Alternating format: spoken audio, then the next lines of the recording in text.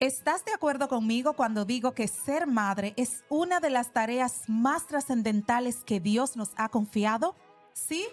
Pues déjame decirte que no tienes que hacerlo sola. Soy Cecia, madre de Josué Daniel y Josué David.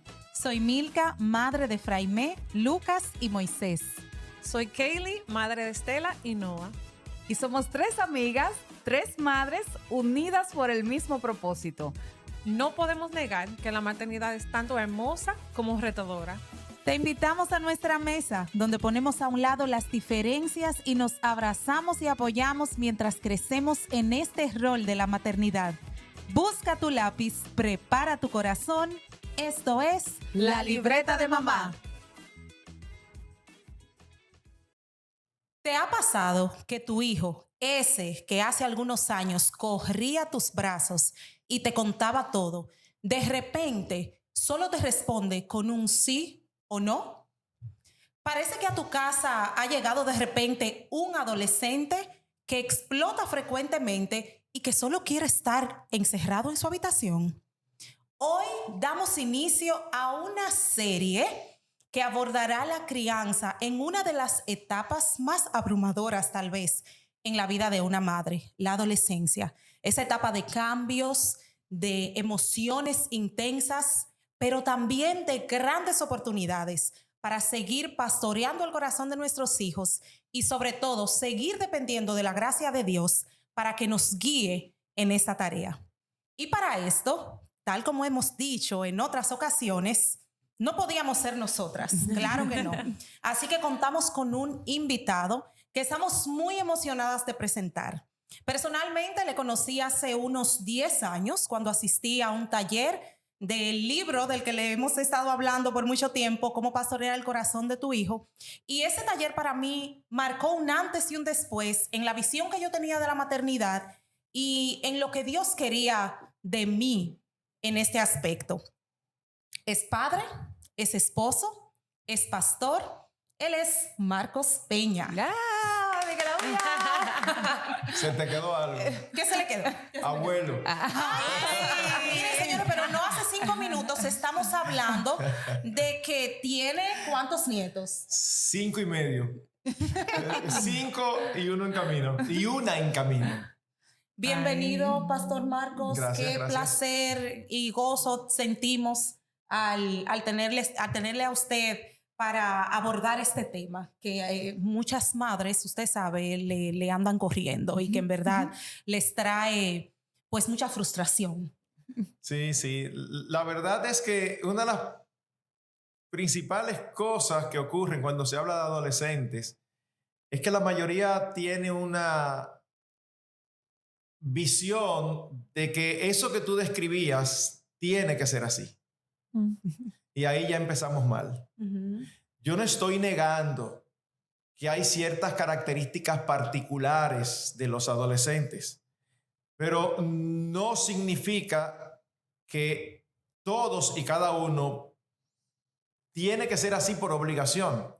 Parte del problema es que muchas veces los padres se preguntan tarde cómo lograr cosas en los adolescentes. Y siempre le digo a los padres, lo que tú quieres que tu adolescente sea, tienes que sembrarlo no en la adolescencia, sino desde que nacen.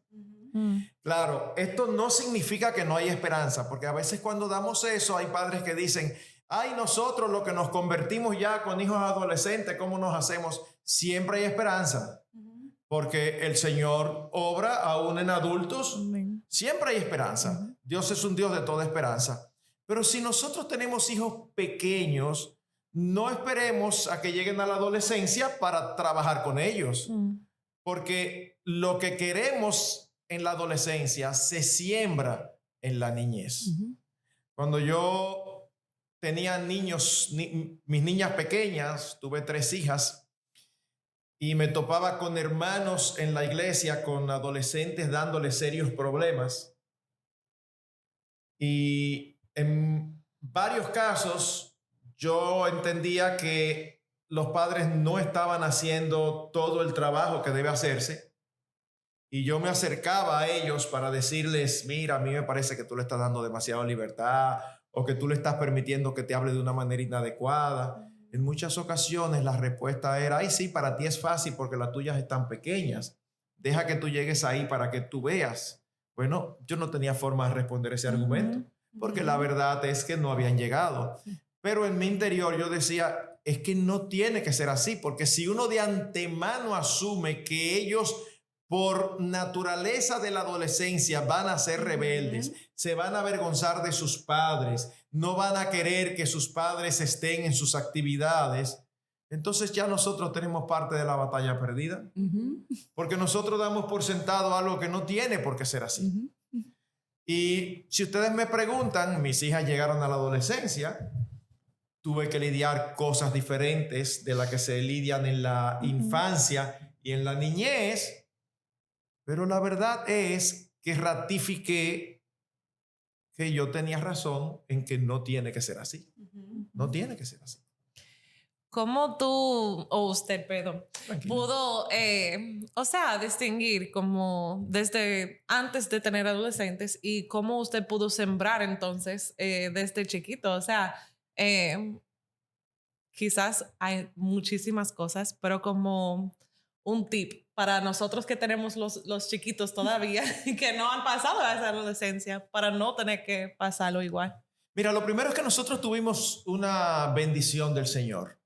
Cuando nuestras hijas nacieron, en la providencia de Dios, empezamos a recibir instrucciones de hermanos maduros, serios, bíblicos, que iban delante de nosotros. Y fue en la providencia de Dios. Nosotros recibimos la visita de unos hermanos de una iglesia en los Estados Unidos, muy conocida, muy sólida, y que tenían una amplia experiencia en la crianza de los hijos. Y cuando nosotros escuchamos eso, iniciando a criar con nuestras esposas embarazadas, fue como que, ups, y éramos como una esponja y absorbíamos todo. Eso no significa que tú tienes que estar de acuerdo con todo, pero eso sí significa que fue diferente a como yo veo padres hoy y a como había padres en esa misma época que a todo le ponen peros, porque tienen ideas preconcebidas y sus experiencias familiares, sus valores familiares, la cultura, sus personalidades eran más importantes que los principios bíblicos. Porque aun cuando nosotros estábamos criando, y esto es muy importante, no significa que todos estábamos criando igual. Todos estábamos oyendo lo mismo. Pero es lo que ocurre en todas las iglesias, no solamente en la labor de crianza. Yo estoy seguro que en todas las iglesias ocurre que hay miembros de esas iglesias que se comportan de una manera que otros miembros dicen, si estuviera yendo a otra iglesia, yo diría, óyeme, pero en esa iglesia no enseñan, pero ellos están oyendo lo mismo que nosotros y sin embargo actúan totalmente diferente. Así que lo primero es tener un corazón abierto y entender en toda su justa dimensión que la palabra de Dios es suficiente para nosotros como cristianos y esa suficiencia incluye nuestra paternidad. Así que lo primero es que nosotros vamos a creer lo que la Biblia dice al respecto.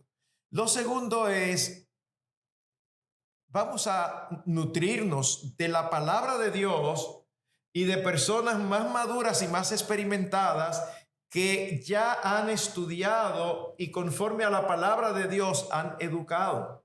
Entonces allí encontramos no solamente los principios, sino las aplicaciones prácticas.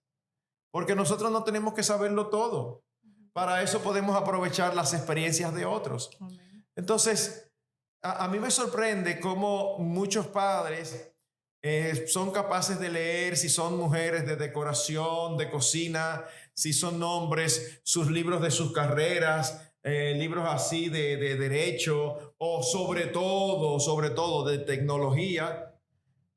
Pero tú le dices que un librito así puede ser transformador para el alma eterna de sus hijos y no encuentran tiempo para leer. Entonces, si tú le preguntas, ellos dicen que para ellos lo más importante son sus hijos. Entonces, con tocicuito, no, los números no me dan. ¿Cómo que es más importante? Y tú no puedes instruirte de cómo que tú vas a criar a tus hijos. Sobre todo en la generación que nos ha tocado vivir.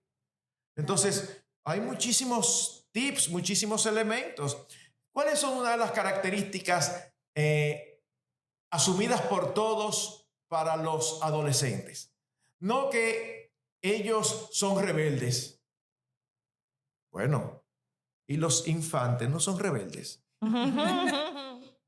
Y los niños no son rebeldes. Entonces, un adolescente le será mucho más fácil ser rebelde si viene siendo rebelde desde la infancia y desde la niñez. Es mucho más difícil. Cuando nosotros somos intencionales en entrenar a nuestros hijos a obedecer y al mismo tiempo somos intencionales en desarrollar una estrecha relación con ellos, y esas son dos cosas que deben ser como siameses, no gemelos, no, siameses que vienen pegados. Entonces, claro que van a surgir nuevas circunstancias, nuevos deseos, nuevas situaciones en la adolescencia. Repito, yo no estoy negando eso, pero es mucho más fácil manejarlo si nosotros hemos hecho un trabajo, si nosotros hemos puesto la zapata, el fundamento. Siempre pongo de ejemplo lo siguiente. Nos encargamos, mientras criábamos, intencionalmente en hacer de nuestro hogar un hogar dinámico, entretenido. Vivíamos aventurando, paseando, y en las primeras etapas, cuando eran chiquiticas, esas aventuras tenían que ser limitadas porque no habían los recursos económicos. Así que las aventuras tenían que hacer conforme a lo que había. Nosotros vivíamos relativamente cerca de un parque y lo que podíamos hacer era ir al parque y ahí montar bicicleta a los 5 y ahí jugar frisbee y jugar juegos de mesa. ¿Qué hacía eso? Que ellas crecieron compartiendo toda su vida con papá y mamá. Papá y mamá siempre estaban presentes. ¿Ustedes creen entonces que cuando eso es así todo el tiempo y llega a la adolescencia, ellos van a tener un cambio radical? Pudiera ser, porque el corazón de cada hijo es diferente. Pero lo que estamos diciendo es no tiene que ser. Y yo recuerdo que a veces yo llegaba aquí a la iglesia y alguna de mis hijas que estudiaban en el colegio que está cerca de la iglesia, yo iba a entrar a las oficinas distraído y oía que me voceaban, papi. Y cuando yo miraba en la tercera planta, una de mis hijas, diciéndome adiós. Y entonces fácilmente que hacía así y me tiraba un beso.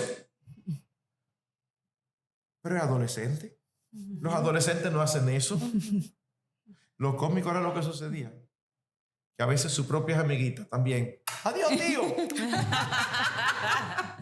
Y tú dices, tú ves, es que de verdad no tiene por qué ser así.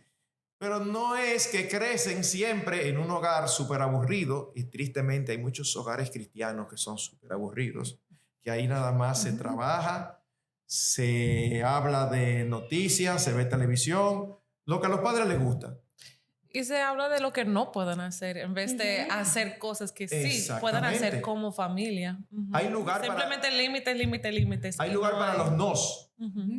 Pero por favor, provéele muchos sís. ¿Entiendes? O sea, no se puede hacer nada. Ok, y lo que el niño quiere hacer, eso no importa. O sea, un padre tiene desde que son niños acostumbrarse a tirarse al piso a jugar con sus niños. Sean niños o niñas, no importa. Claro. No importa. En una etapa de mi vida que yo quisiera olvidar, pero está ahí. Si yo pudiera darle delete en mi historia, yo le diera delete. Yo administré un taller de banistería. Y es por eso que quiero darle delete. No tiene que ver nada con mis hijas. Porque eso es terrible. Bueno, pero no me voy a desviar. El asunto es que yo aproveché y le hice en el hogar una casita a mis hijas con playwood. Era una casita y ellas se metían ahí a jugar muñecas. Tenía una puertecita y tenía una ventana. Ay. Y muchas veces yo me sentaba en el lado de afuera para la ventana a hablar con ellas que estaban ahí adentro. Pero de vez en cuando ellas querían que yo entrara a la casita. Y ahí estaba yo con todo este tamañazo que tengo, arrodillándome, entrando gateando para jugar con ellas adentro. Eso no es un cuadro muy masculino para algunos padres, pero el propósito es estar presentes. El propósito es estar con ellas. El propósito es ganar sus corazones. Ellas se acostumbran a que papi siempre está presente para ellas. Y cuando papi dice no a algo, no son angelitos, son pecadorcitas, como somos todos nosotros y como son todos nuestros hijos. Se pueden molestar, se pueden incomodar, pero eso pasa y al final, en lo profundo de sus corazones, ellos no tienen la menor duda de que papi y mami le aman. Y que papi y mami están preocupados por lo que a ellos les interesa e intencionalmente ocupados en compartir con ellos. Y pastor, yo sé que todo eso que usted está hablando acerca de cultivar esa relación, el hecho de eso de ser siameses, como usted dice, en lo que es la autoridad y la relación que hay que mantener, ¿cómo ir trabajando desde pequeños como la identidad? Porque el adolescente, cuando llega a la adolescencia, está como en busca de identidad, quiere como autonomía, quiere como muchas cosas. ¿Cómo uno va poniendo la zapata? Como desde pequeño, como para trabajar ya la identidad, como cuando ellos la están buscando cuando son adolescentes. Mira, vamos a ponerlo de esta manera.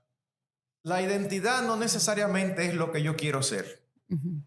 No necesariamente es lo que es mi inclinación natural.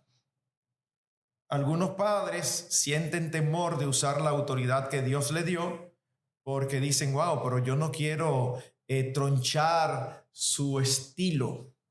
O yo no quiero afectar, yo quiero que él sea él o que él sea ella. La verdad es que yo no quiero que mis hijas sean ellas. Como yo no debo ser yo. Porque lo que ellas y yo y ustedes y todos somos naturalmente es pecadores que queremos hacer nuestra voluntad por encima de todo. Entonces Dios nos colocó a los padres para moldear su carácter, para moldear sus vidas. Hay aspectos de su carácter que no pueden ser pasados por alto, no importa qué. Con frecuencia doy un ejemplo y es un ejemplo real, pero es para decir cómo hay que tener mucho cuidado de no ser influenciados por la cosmovisión y la psicología actual. Y eso está mucho más adentro de la iglesia de lo que nosotros somos conscientes. En una ocasión estaban arreglando la mesa para la comida y entonces ellas están ayudando a la mamá a llevar los cubiertos, los platos, los mantelitos, y yo estoy por ahí y escucho que ellas empiezan a discutir. ¿Qué fue? Entonces me acerco y resulta que habían una que estaba molesta. ¿Pero qué pasó? Cuando iba hacia la mesa, parece que había algo que estaba mojado en el piso y ella resbaló y estuvo a punto de caerse con lo que tenía en la mano. Y ustedes saben que eso resulta un asunto cómico. Y las dos hermanas se rieron. Y yo les digo, ¿pero y cuál es el problema? Y me dice que a mí no me gusta que se rían de mí. Entonces uno normalmente la tendencia es, bueno, si a ella no le gusta que se rían de ellas, respétenla porque cada cual tiene su forma de ser. Yo eso lo entiendo. Pero no fue eso lo que yo le dije. Mi amor, pero no, tú no debes ser tan hipersensible, eso no importa. Y ella que se insistiendo, no, que a mí no me gusta. Entonces al final dije, pues oye lo que te voy a decir, en esta casa todo el mundo se ríe de todo el mundo, así que déjese de eso. Entonces cualquiera me dice, ¿pero y por qué? Claro, porque si no, si yo dejo eso es una hipersensibilidad que no tiene sentido. Y después se convierte en ese tipo de personas que yo estoy seguro que todos ustedes conocen, que con ellos no se puede relajar, con ellos no se puede bromear, pero se ponen súper complicados, porque son aquellos que tú no quieres ni juntarte mucho con ellos, porque si dijiste algo que no le gustó, lo malinterpretan y ya hay un problema. Y hay demasiado problema de este lado del sol para uno tener una relación estrecha y cercana con una persona que siempre busca un problema de todo. Entonces, ¿qué hace uno? Le deja el claro. Uno dice, no, está bien, como tú quieras, pero yo no quiero que ellas sean así, porque van a sufrir. Entonces, ¿qué yo estoy haciendo? Yo estoy tratando de moldear su carácter, no conforme a su personalidad, no, sino conforme al carácter sabio, al carácter prudente, al carácter relacional que le va a servir muchísimo más. Sí, yo creo que la psicología en sí, como que habla mucho ahora de que no hay que dejarlos ser, hay que respetar quiénes son. Y ellos son así y ya, o sea, no tienen que cambiar. Pero es como usted dijo, como tienen que cambiar porque es lo correcto según la Biblia. Entonces también hay muchos movimientos de que no, es que los adolescentes son así, son deprimidos, son irrespetuosos, no quieren hablar con sus padres, como, o sea, en sí, como hay que dejarlos ser. ¿Hasta qué punto es normal que los adolescentes sean un poco rebeldes y hasta qué punto los padres debemos intervenir?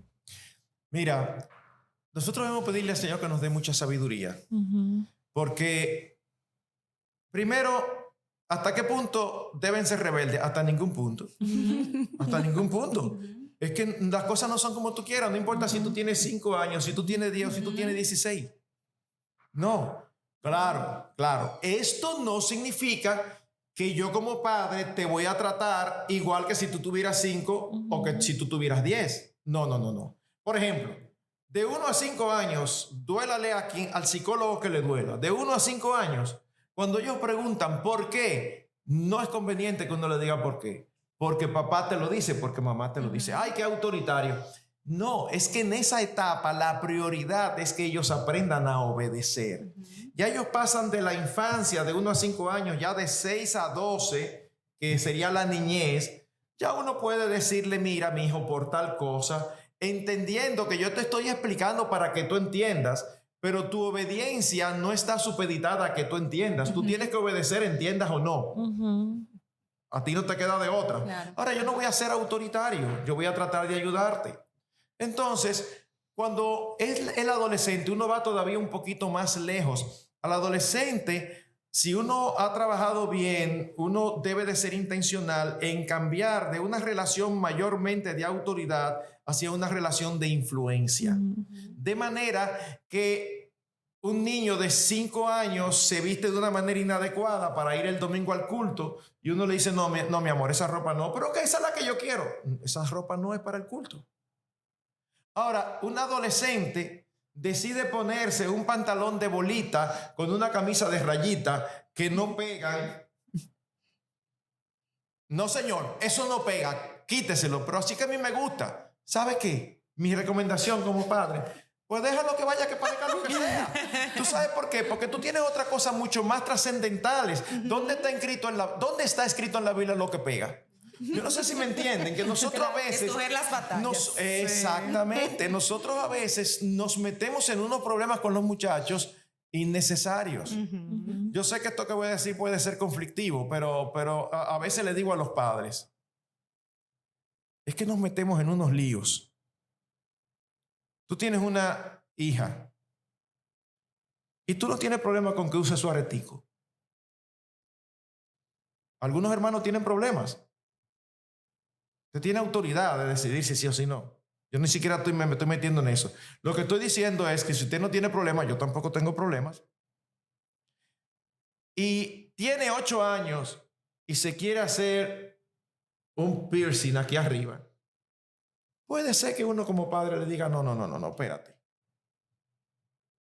Pero tiene 15, tiene 16.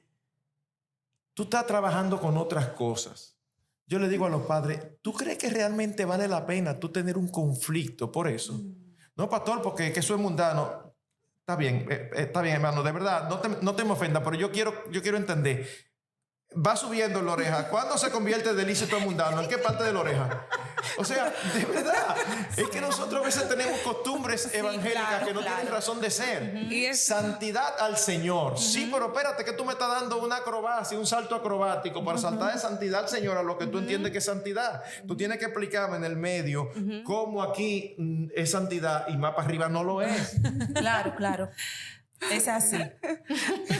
Y nosotros, o sea, entramos en batallas como esas, sin necesidad, y después decimos, no, es que son rebeldes porque son adolescentes. Y no entramos en esa batalla. Exactamente. O sea, Claro. Exactamente. Porque, repito, aquí no estamos en un problema de autoridad. Nosotros tenemos autoridad de decirle no a uno de 15, no. A uno de 23 tenemos autoridad para decirle, en esta casa tú no me puedes usar tal cosa. Pero una cosa es tener autoridad y otra cosa es tener sabiduría. Tú puedes hacerlo porque mientras están bajo tu techo tienen que someterse a ti, no importa la edad que tengan. Pero tú tienes que tener mucho cuidado de cómo tú vas a hacer esa autoridad, usarla, porque la autoridad puede usarse de una manera insensata. Y yo a veces veo a adolescentes molestos con sus padres porque vienen de contextos sumamente legalistas y le imponen a sus hijos parámetros legalistas que no podemos decir que son pecaminosos. Entonces, ellos no son cristianos. Entonces si yo tengo un hijo que no es cristiano, tengo que dejarlo vivir como él quiera. No, yo no estoy diciendo eso. Lo que estoy diciendo es que tú tienes que saber qué tú preferirías que no y qué no te gusta, pero tú dices, mira, no me voy a meter en ese problema. Cuando tú estás lidiando con otras cosas de su corazón, que son con las que tienes que lidiar, que son mucho más profundas. Yo no voy a acarrear distancia entre mi hijo y yo por asuntos superficiales. Ese es el punto. Claro, definitivamente. Y pienso que esto es algo que podemos aprender porque nosotros aún en etapas más pequeñas hacemos eso, de que no sabemos elegir las batallas. Y otra cosa que queríamos preguntarle es en cuanto al cambio relacional que es normal, que se da, en el que el adolescente va mirando más a su par.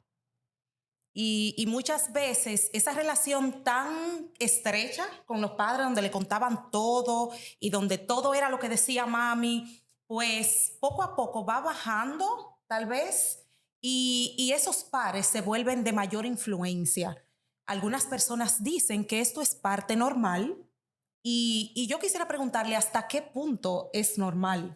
Una vez más, no tiene por qué ser así. Puede ser algunos muchachos que tengan una inclinación de corazón bastante rebelde y va a ser así. Pero el punto es, no generalicemos, número uno, porque cuando generalizamos, ¿saben lo que sucede? Nosotros dejamos de pelear esas batallas porque entendemos que eso es lo normal y jamás dejemos de pelear esas batallas. Pero si ustedes me preguntan mi experiencia, yo les voy a decir, por ejemplo, si mis hijas crecieron desde que tienen uso de razón, hablándolo todo con papá y mamá, ¿por qué razón voy a asumir que cuando llegan a la adolescencia ya no quieren hablar? De hecho, en nuestro caso se dio una situación relativamente no común. Como habíamos establecido esa relación, con mucha frecuencia, siendo mis hijas adolescentes, yo me enteraba de cosas de ellas, de intereses de ellas, de luchas de ellas, de sus propios labios, no necesariamente a través de su madre, como ocurre normalmente, porque eso es otra cosa que ocurre con los padres. Tú te encargas de los varones, yo me encargo de las hembras. Y digo hembras porque estoy asumiendo que este programa está dirigido mayormente a dominicanos, porque hay los sitios en Latinoamérica, muchos sitios donde a las hijas no se le dicen hembras, y hasta se ríen porque dicen que eso es de animales. Yo siempre les digo, ¿y cómo tú manejas Génesis 1:27? Varón y hembra los crió. Y nunca me saben contestar. Pero eso es otra cosa. Eso es otra cosa. Pero el punto es que muchas veces es como que se sobreentiende que el papá se encarga de los varones y las madres de las niñas.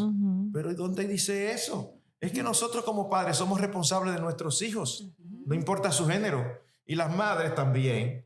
Entonces, los padres debemos ser intencionales en cultivar una relación estrecha, no solamente con los varones para enseñarles masculinidad, sino también con las niñas para enseñarles feminidad. ¿Cómo, pastor? ¿Y cómo no le puede enseñar feminidad a las niñas? Es que una manera de enseñarle feminidad es enseñándole a relacionarse correctamente con los varones. Y resulta que nosotros los padres somos varones. Claro. Entonces, ¿qué sucedía? Por costumbre, mi esposa y yo siempre nos acostábamos al mismo tiempo. ¿Qué significa eso? Que si uno ya había terminado y el otro no, el que terminó no se acostaba y se dormía. No, se ponía a hacer cualquier otra cosa para acostarnos juntos, en otras palabras, para que cuando apaguemos la luz nos despidamos hasta mañana, mi amor, hasta mañana y ya nos vamos a dormir. Pero había excepciones. Yo iba a la habitación todas las noches de mis hijas desde que eran pequeñas, todas las noches a darle un beso. Y si ellas se iban a acostar primero, ellas estaban acostumbradas a que antes de acostarse, ellas iban a mi habitación o donde yo estuviera en la casa, me voy a acostar, papi, a darme mi beso. Y se acostumbraron niñas a que cuando yo decía, ¿y fulana? Ella se acostó. ¿Cómo? Pero no, está loca. ¿Y cómo se acostó sin mi beso? No, eso no es. Yo me le aparecí en la habitación. Pero tú te estás volviendo loca. ¿Y qué fue, papi? ¿Y tú me diste mi beso? ¡Ay! Entonces, de una vez, eso de niñas. En la adolescencia ocurría eso. Claro. Y todavía en la adolescencia, 16, 17 años, no se me podían acostar sin darme mi beso. Entonces, a veces yo iba habitación por habitación a darle su beso. Y cuando iba a la habitación, en ocasiones estaban por hablar. Surgían Y situaciones. entonces yo empezaba a hablar, hay que aprovecharlos. Claro. Y empezábamos a hablar. Y cuando yo veía que la conversación se iba a extender, yo le decía, dame un minutico, amor, espérate. Déjame decirle a tu mamá que se duerma. Entraba a la habitación y le decía, no me esperes, duérmete, que estoy hablando con fulana. ¡Fua! Y volvía. Y de ahí yo me enteraba de muchísimas cosas. Claro. Siendo adolescentes. Entonces, lo que quiero decir es que, repito, no tiene que ser, puede ser, como pueden ser muchísimas cosas. La gran diferencia es que si nosotros asumimos de antemano que tiene que ser así, entonces no vamos a estar dispuestos a luchar y hacer todo lo que esté a nuestro alcance para evitar que eso sea, para evitar que nuestros hijos engrosen las estadísticas. Bueno, pastor, déjeme decirle algo. Nosotros vamos a continuar hablando con usted. Y yo quiero, mamita, que estás ahí, que nos siga porque esto es una serie. Y a medida vamos a ir preguntándole al pastor Marcos y yo sé que él con mucha sabiduría va a seguir diciéndonos verdad de todo. Entonces, mientras tanto, yo no lo voy a dejar a usted, no, yo le voy a decir a las madres con qué cosa yo creo que hay que quedarse hoy. Hay algo que usted dijo, que no se quiera ni siquiera que deben ser hermanos, sino que deben ser siameses, ¿verdad? Ese asunto de la autoridad y es ser relacional, pero desde pequeño porque los adolescentes no se crían. Y que no es verdad que tenemos que asumir que los adolescentes tienen que ser así, que rebeldes, que están como, ¿verdad? Como una casa en desorden y todo eso. Porque que se puede ser diferente y que hay esperanza, ¿verdad? Sí. Entonces vamos a seguir esta serie para que usted no se mueva de ahí y la continúe. Esto fue La libreta de mamá.